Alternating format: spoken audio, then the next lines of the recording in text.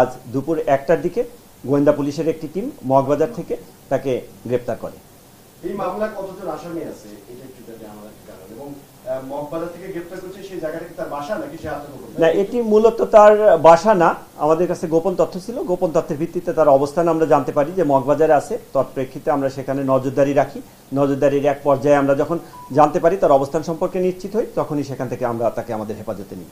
তো যেদিন আর কি এই সংক্রান্ত একটা নিউজ আসে, ওদিনেও আমাদের অভিযান অব্যাহত ছিল, আমাদের তথ্য ছিল, আমরা অভিযান পরিচালনা করেছিলাম।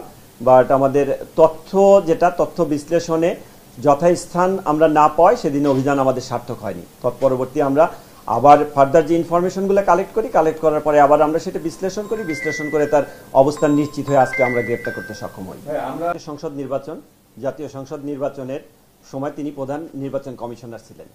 তো তার বিরুদ্ধে একটি অভিযোগ অর্থাৎ মামলা দায়ের করে। মামলার অভিযোগে যেটা উল্লেখ আছে যে 2024 সালের নির্বাচনে তিনি সকল দল অর্থাৎ বিএনপি সহ অন্যান্য দলের নির্বাচনে অংশগ্রহণ না করা এবং সেক্ষেত্রে সুষ্ঠু পরিবেশ নিশ্চিত করতে না পারায়, এবং শুধুমাত্র আওয়ামী লীগ এবং আওয়ামী লীগ সমর্থিত যে দামি ক্যান্ডিডেট এবং জাতীয় পার্টি এদের দিয়ে নির্বাচন করা, এমনকি নির্বাচনের দিনে ভোটের পরিসংখ্যান নিয়ে দ্বিচারিতা করা, অর্থাৎ ভোটের পরিসংখ্যানগত যে বিশ্লেষণ সেটার পরবর্তীতে মিথ্যা বানোয়ার তথ্য দেওয়া, এবং তৎপরবর্তী যে সাংবিধানিক পথে থেকে সংবিধান লঙ্ঘন করে এবং আচরণবিধি লঙ্ঘন করে যে ভোটার যারা নির্বাচনে জয়ী হয়েছে মর্মে গেজেট প্রকাশ করা, এই ধরনের একটি ঘটনাকে কেন্দ্র করে তার বিরুদ্ধে মামলা হয়, যে মামলার সে 20 নম্বর আসামি। যেহেতু আমরা তাকে ভিন্ন একটি স্থান থেকে আমরা তাকে গ্রেপ্তার করেছি, অর্থাৎ তার অবস্থান তার নিজ বাসভবনে ছিল না, তা আমরা বলতে পারি যে হ্যাঁ, তিনি আত্মগোপনে ছিলেন। আত্মগোপনে থাকা অবস্থায় আমরা তার তথ্যপাত্রের ভিত্তিতে অবস্থান নিশ্চিত করে গ্রেপ্তার করতে সক্ষম হয়েছে। মামলা মূলত শেরেবাংলানগর থানায় তদন্তাধীন।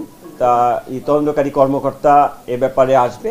আর প্রথম অবস্থায় কাউকে গ্রেপ্তার পরবর্তী কিছু ইনিশিয়াল ম্যানেজমেন্ট থাকে, যে ম্যানেজমেন্টগুলোর মধ্যে তার মেডিকেল চেক আপ করা, আদার্স অন্য যে বিষয়গুলো থাকে, কিছু ডেটাবেজের কার্যক্রম থাকে, সেই কার্যক্রমগুলো যদি আমরা সমাপ্ত করতে পারি, তদন্তকারী কর্মকর্তা যদি মনে করে যে আজকে দিতে পারবে, তাহলে সেক্ষেত্রে হয়তো সেই ধরনের সিদ্ধান্ত আসতে পারে, না হলে আগামীকাল যাবে।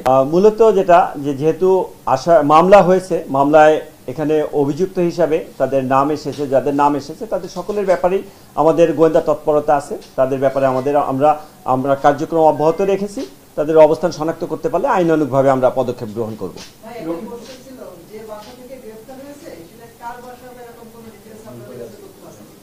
প্রাথমিক অবস্থায় আমরা যেখান থেকে এনেছি, আমরা আনার ক্ষেত্রে আমরা মূলত যেটা দেখি, এখানে আমরা গোয়েন্দা পুলিশ যে কার্যক্রমটা করি নাম্বার ভিত্তিক, মোবাইল নাম্বারের উপর ভিত্তি করে আমরা মূল কাজটা করি। তা আমাদের মূল উদ্দেশ্য ছিল টার্গেটকে আইডেন্টিফাই করা এবং তাকে আমাদের হেফাজতে আনা।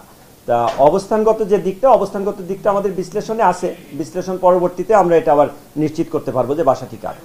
এই স্বৈরাচার শাসনের শুরু আসলে যে নির্বাচন কমিশনার রকিবউদ্দিন, তার অবস্থা সম্বন্ধে আপনারা পরিষ্কার কোনো ধারণা পাচ্ছেন কিনা? অভিযান কিভাবে চলছে আসলে? আমরা বললাম তো, এই মামলায় যারা এজাহারভুক্ত আসামি আছে সকলের ব্যাপারেই আমরা গোয়েন্দা তৎপরতা রেখেছি, আমরা আমাদের নজরদারি রেখেছি, আমাদের কার্যক্রম অব্যাহত আছে। আমরা যদি আমাদের কাছে কোনো সুনির্দিষ্ট তথ্য উপাত্ত থাকে তাহলে আমরা প্রয়োজনীয় আইনানুগ যে ব্যবস্থা সেটা গ্রহণ করব।